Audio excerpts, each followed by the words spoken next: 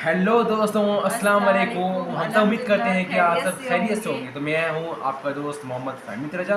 मैं आपकी बहन साहिन परवीन। तो दोस्तों, आज जो वीडियो है ये काफ़ी इंटरेस्टिंग है। इंटरेस्टिंग इस लिहाज से है कि आपको पता है, अगर हम इंटरनेट पे अगर सर्च भी करते हैं कि जेरूसलम के बारे में, तो वहाँ वो दिखाता है it is the capital of the Israel, जो कि हम सब को ये हकीकत पता है कि वो इज़राइल की ज़मीन नहीं है, ये फ़लस्तीन की ज़मीन है।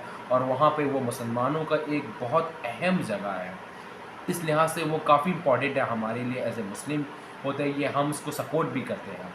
और दूसरी बात ये है कि जैसा कि आपको पता है कि अब जिस इज़राइल जो है वो ऑक्यूपाई कर रहा है कंटिन्यूसली जो फ़लस्तीन के अंदर में, गाज़ा के अंदर में भी वहाँ के लोगों को जो कहा है आप यहाँ से मुंतकिल हो जाए दूसरी जगह बहुत को, जुल्म कर रहा है, या फिर जो है हम बमबारी बमबारी कर रहा करेंगे। है। और काफ़ी लोग अब तक मर चुके हैं, पर यहाँ पर कोई भी कंट्री यहाँ पे आवाज़ नहीं उठाता। और मुस्लिम कंट्री जो है अनफॉर्चुनेटली जो हमारी OIC है, यानी कि ऑर्गेनाइजेशन ऑफ इस्लामिक जो कंट्रीज़ की है, वहाँ पे वो भी एक कम्प्लीटली अनेबल दिख रही है इस चीज़ को खुल गौर के फिक्र सपोर्ट नहीं खुल के करते। सपोर्ट नहीं कर रहे, सिवाय एक ईरान के। और हम ईरान को तहरीम से भी सपोर्ट करते हैं और उसके लिए दुआ करते हैं कि जिस तरह वो अपने मुजाहिदीन को वहाँ भेजा और उन्हें काफ़ी सारे वेपन्स भी दिए और फ़लस्तीन को, और उन्होंने जिस तरह के इज़राइल के ख़िलाफ़ जो है हमास ने महाज खोला है, हमें आई थिंक सपोर्ट करने चाहिए। Israeli they are just set, वो ऑक्यूपाई कर रहे हैं हर चीज़ को, वो हर चीज़ को अपने ताकत के दम पर ऑक्यूपाई कर रहे हैं। ये सरासर गलत है और सरासर ये नाजायज़ तरीका है। पर आज जो हम वीडियो रिएक्शन देंगे ये इसलिए इंपॉर्टेंट है कि ये डॉक्टर इसरार अहमद ने एक प्रेडिक्शन की थी, लेकिन डॉक्टर इसरार अहमद ने नहीं बल्कि हमारे नबी करीम सल्लल्लाहु अलैहि वसल्लम ने इससे प्रेडिक्शन की थी क्या क्या होगा। तो डॉक्टर इसरार अहमद साहब ने इस चीज़ को और भी अच्छे से एक्सप्लेन किया करके है। हम चलो लोग हम के सामने पेश देख किया रहे है। हैं, लेट्स गो। डर है खबर बद न मेरे मुंह से निकल जाए, तकदीर तो मुबरम नजर आती है लेकिन ईरान कलीसा की दुआ है कि ये टल जाए। तो पहली बात मेरी खत्म हुई, आलमी निजाम खिलाफत दुनिया की तकदीर मुबरम है, होकर रहेगी, इसमें किसी साहिब ईमान को कोई शक, कोई शुबा, कोई रैब नहीं होना चाहिए। अलबत्ता उसका अब दूसरा पहलू क्या है, इसका आगाज कहां से होगा। पहली बात तो ये, हमारे बाज लोगों के जहनों में, सादा दिल लोग वो समझते हैं कि पूरी दुनिया में एक ही दफा आ जानी चाहिए। ये कोई इलाकाई खिलाफत तो नहीं हो सकती, खिलाफत तो आलमी होती है। उनसे मैं कहता हूं, आलमी खिलाफत कब थी जनाब? ये तो ना खिलाफत राशिदा में आलमी थी। क्या हिंदुस्तान शामिल था उसमें? क्या चीन शामिल था? क्या यूरोप शामिल था? और फिर जो खिलाफत के नाम से जो मलूकियत चली है, वो भी सिर्फ आप दौरे बनु उमैया में कह सकते हैं कि वो पूरा आलम इस्लाम कम से कम उसके तहत था। बाद में खिलाफत अब्बास, बनु अब्बास में और फातिमीयीन की खिलाफत में और आले उस्मान जो है ऑटोमान टर्क्स की खिलाफत में टुकड़े थे, इससे बखरे थे, कोई मानता था कोई नहीं मानता था। और सबसे बड़ी बात ये, अगर एकदम पूरी दुनिया पर खिलाफत कायम हो सकती तो हुजूर के दस्ते मुबारक से होती, लेकिन नहीं हुई। नतीजा क्या निकला? एक मुल्क में हुजूर ने कायम कर दी, जजीरा नुमाए अरब, यहां खिलाफत कायम हो गई, हुजूर खलीफा है। उसके बाद आपके खुलफाए राशिदीन ने फिर इसको वसअत दी, शर्कन गरबन शिमालन। 3 कॉलम्स निकले हैं फौजों के, सहाबा किराम के 3 कॉलम्स, एक ईस्टवर्ड, एक वेस्टवर्ड, एक नॉर्थवर्ड। एक इराक को फतह करते हुए ईरान में पहुंच गया, खुरासान तक चला गया। एक शाम को फतह करते हुए और फिर सिनाई पेनिनसुला से होकर अफ्रीका में दाखिल हुआ और अटलांटिक तक पहुंच गया। तीसरा सीधा शिमाल में गया, लेकिन यह ज्यादा दूर नहीं जा सकता था, कॉकेशियन माउंटेन्स आ गए, कोहे काफ। उस जमाने में तो ये यूं समझिए कि इम्पैसेबल था कोहे काफ, लिहाजा वहां आकर गया। अब भी ये होगा, किसी एक जगह से शुरू होगा फिर फैलेगा, इसके सिवा कोई चाराकार है ही नहीं। अगर हर जगह पूरी दुनिया में एक ही वक्त में हो सकता तो हुजूर के दस्ते मुबारक से होता सल्लल्लाहु अलैहि वसल्लम। अब वो नुक्ता कौन सा होगा, नुक्ता आगाज कौन सा होगा? इसमें पहली बात तो मैंने कहा, जो शक करेगा उसका फिर ईमान मशकूक है। होगा, लाज़िमन होगा, ग्लोबल होगा, पूरी दुनिया में होगा। کہاں سے شروع ہوگا اس میں آپ اختلاف کر سکتے ہیں، لیکن مجھے تو 2 حدیثیں تو ملی ہیں جن سے یہ اندازہ ہوتا ہے کہ یہ اس مشرقی خطے سے ہوگا، عرب کے مشرق کی جانب کسی ملک سے ہوگا، کسی خطے سے ہوگا۔ وہ حدیثیں بھی اب آپ پڑھ لیجیے۔ پھر میں کہہ رہا ہوں یہ خزانہ ہے جو ہم نے آپ کی خدمت میں پیش کیا، کاش کہ آپ اس کی قدر کر سکیں، یہ حدیثیں آپ کو ازبر ہو جائیں، یاد ہو جائیں، لوح قلب پر نقش ہو جائیں۔ ہندوستان اور خراسان یعنی موجودہ افغانستان کا ذکر۔ ابن ماجہ کی روایت ہے عن عبداللہ ابن الحارث رضی اللہ تعالی عنہ قال رسول اللہ صلی اللہ علیہ وسلم یخرج ناس من المشرق یوطئون للمہدی یعنی سلطانہ، یعنی سلطانہ، دونوں طرح سے پڑھ سکتے ہیں۔ حضرت عبداللہ ابن حارث فرماتے ہیں رضی اللہ تعالی عنہ کہ حضور نے ارشاد فرمایا مشرق کی طرف سے وہ فوجیں نکلیں گی، لوگ آئیں گے جو عرب میں مہدی کی حکومت قائم کریں۔ یہ مہدی کون ہوں گے اس کا ذکر میں ذرا بعد میں کروں گا، لیکن نوٹ کر لیجئے کہ مہدی سے پہلے لازماً کسی مشرقی علاقے کے اندر وہ نظام قائم ہو چکے گا، تب وہاں سے فوجیں آئیں گی نا۔ یہ مشرق کون سا ہے؟ عرب کے مشرق میں آپ چلیے، ایران بھی آ جائے گا، افغانستان بھی ہے، پاکستان بھی ہے، اور اگر اسے اور توسیع دیں تو ہندوستان بھی ہے۔ یہ ہے عرب کا مشرق، اس سے فوجیں جائیں۔ اس کا کیا مطلب ہے کہ اس میں سے کسی جگہ پر نظام خلافت پہلے قائم ہو جائے گا تاکہ وہاں سے فوجیں جائیں گی جو جزیرہ نما عرب میں حضرت مہدی کی حکومت کو قائم کرے۔ اب دوسری حدیث سنیے، یہ سنن ابن ماجہ کی حدیث تھی جو میں نے آپ کو سنائی، آپ نے پڑھی۔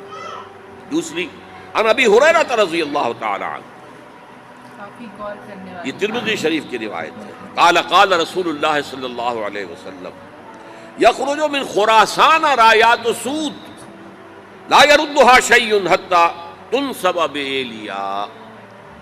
خراسان کے علاقے سے سیاہ جھنڈے لے کر فوجیں آئیں گی، ان کا رخ کوئی موڑ نہیں سکے گا، ان کو پیچھے پھیر نہیں سکیں گے کوئی بھی، یہاں تک کہ وہ یروشلم میں جا کر جھنڈے نصب کر دیں۔ ایلیا حضور کے زمانے میں یروشلم کو کہتے ہیں۔ یہ یروشلم تھا جب حضرت سلیمان کی حکومت تھی اور یہاں پر معبد سلیمانی، ہیکل سلیمانی قائم ہوا، پھر یہ یروشلم ہی رہا ہے تاریخ میں، یہاں تک کہ سن 70 عیسوی میں جب ٹائٹس رومی جنرل نے اس کو گرایا، ختم کیا، سیکنڈ ٹیمپل گرا دیا اور یہاں سے یہودیوں کو کہا نکل جاؤ یہاں سے، کوئی یہودی باقی نہیں رہا، تب بالکل تہو بالا برباد کر دیا۔ اس کے کوئی 150 سال بعد ہیڈریان، رومن ایمپرر ہیڈریان، اس نے پھر دوبارہ آباد کیا اس کو۔ 150 سال تک یہ بالکل بنجر اور بالکل غیر آباد پڑا۔ اب ہیڈریان نے جب آباد کیا تو اس کا نام ایلیا رکھا، اب یروشلم نام نہیں تھا، تو حضور کے زمانے میں پھر اس کا نام ایلیا تھا۔ اور اب اس سے کیا معلوم ہو رہا ہے کہ یہ یروشلم مسلمانوں کے قبضے سے اس وقت نکلا ہوا ہوگا، ایک دفعہ پہلے نکلا تھا، سن 1099 عیسوی میں مسلمانوں کے ہاتھ سے نکلا، کروسیڈرز عیسائیوں نے آ کر اس کو قبضے میں کیا، لاکھوں مسلمانوں کو مارا، قتل کیا۔ اس کو 1187 عیسوی میں واپس لیا ہے، کس نے لیا ہے؟ صلاح الدین ایوبی کرد۔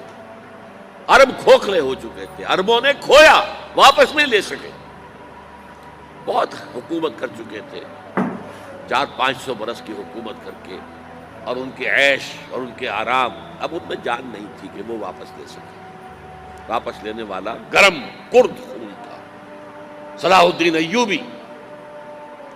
تو گویا کہ اب آپ سمجھئے کہ 88 برس تک عیسائیوں کا قبضہ رہا یروشلم۔ اب 1967 میں یہودیوں نے قبضہ کیا ہے، اور اب 38 برس تو ہو گئے، 88 نہیں 38 برس تو ہو گئے لیکن وہ دور آئے گا کہ اب پھر لیں گے.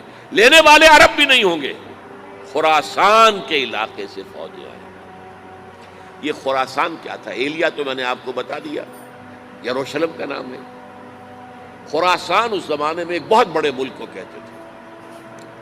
کچھ حصہ پاکستان کا بھی اس میں شامل ہے، کچھ حصہ ایران کا بھی ہے. ایران کے اس حصے کو اب بھی خراسان کہتے ہیں. وہ ایک صوبہ ہے، خراسان ایک صوبہ ہے ایران کا چھوٹا سا.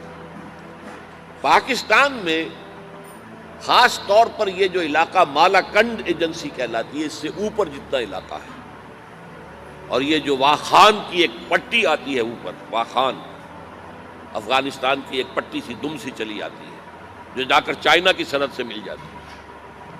یہاں سے لے کے یہاں تک یہ جو مالاکنڈ کا وہ درہ ہے اور پہاڑ ہے، یہ بھی خراسان کا حصہ ہے. باقی تقریباً 2/3 آف افغانستان ساؤدرن حصہ نہیں ہے خراسان کا حصہ. یہ سیستان کہلاتا تھا، یہ خراسان نہیں ہے.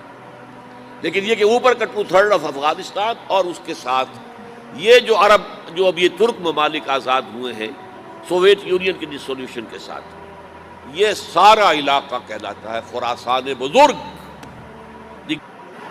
تو دوستوں یہ تھی ویڈیو ڈاکٹر اسرار احمد کی ریگارڈنگ دا جیروزلم کے بارے میں، ریگارڈنگ دا مسجد اقصی کے بارے میں، یہود کے بارے میں، اور کافی کچھ ہم نے اس چیز سے سیکھا. میں نے پہلے جو حدیث جو ریفرنس تھی، ایک حدیث میں بتاتا ہوں کہ حدیث میں آتا ہے کہ جب یروشلم کو جب اپنا ایک کیپٹل بنا لیں گے یہودی لوگ، تو وہاں سے اس کے بعد جو دنیا میں الٹ پھیر ہوگی، جیسا کہ کووڈ-19 کا آنا، جیسا کہ بہت بڑے ارتھکویک آ رہے ہیں، بھومیکمپ آ رہے ہیں، یہ سارے معاملے اس کے بعد ہوئے ہیں. یہ تو حدیث میں ریفرنس ہے. اور انہوں نے جو پریڈکشن بتائی ہے نبی کریم صلی اللہ علیہ وسلم نے جو کہا تھا، بعد میں جو ڈاکٹر اسرار احمد صاحب نے جس طرح ایکسپلینیشن کیا ہوا ہے ساری چیز کا، یہ کمنڈیبل چیز ہے. یہ کافی ایک عمدہ چیز ہے، ایک سراہانہ چیز ہے. ہم اس کو کہتے ہیں کہ سراہانہ، ہم اس سے بالکل کیا بولتے ہیں کہ عمل کرنا چاہیے. ان کی جو بات ہے، انہوں نے کہا کس طرح سے ایک مسجد اقصی کہ اب تو اسرائیل کے ہاتھ میں ہے. اب ہم سب کو پتہ ہے کہ جو عرب کا اس وقت جو ہے، عرب ڈومیننٹ نہیں ہے، عرب کھوکھلے ہو چکے ہیں. رہی بات جو مسلمانان ہند ہے، مسلمان پاکستان، افغانستان، ایران کی جو یہ مالاکنڈ ایجنسی انہوں نے کہا، ہم نے اس میں پڑھا ہوا ہے. تو یہاں سے جو فوج، یہاں کے اگر لوگوں کو دیکھیں تو ان کا مزاج ہی بڑا ایک سخت ٹائپ کا مزاج ہے، اور ہاں کچھ کرنے کا بھی مزاج ان لوگ رکھتے ہیں ایز کمپیئر ٹو عرب کے مسلمانوں سے. تو انشاءاللہ ہم بھی چاہتے ہیں کہ یہ مسجد اقصی جو ہے فتح ہو اور واپس سے مسلمانوں کے ہاتھ میں آئے، کیونکہ بے شک مسلمانوں کا زمین تھا. آپ لوگ دعا کریں، وہاں جو تباہی ہو رہی ہے، بہت سارے بچے زخمی ہو کے پڑ رہے ہیں، کھانا پانی بند کر دیا. اور اس بیچ کیا کہ ہمارے انڈیا نے ابھی جو فلسطین کو سپورٹ دیا، ایڈ دیا ہوا ہے کھانے پینے پانی کا وغیرہ کا، جو کہ ہم نے آج اپنے بھارتی نیوز چینل پہ دیکھا کہ جو بھارت کی جو ایئر فورس کی بیمان تھی وہ آلریڈی اڑ چکی ہے.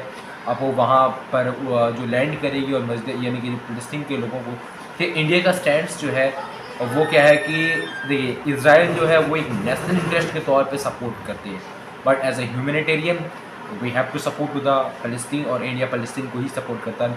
اور فارچونیٹلی انڈیا کے سارے لوگ تو فلسطین کو ہی سپورٹ کرتے ہیں. اگر ہمارا ویڈیو اچھا لگے تو میک شیور کہ لائک شیئر سبسکرائب کیجیے، اور ہمیں کمنٹ کر کے بتائیے آگے کیسے ویڈیو دیکھنا پسند کرتے ہیں. Please like share subscribe. اللہ حافظ.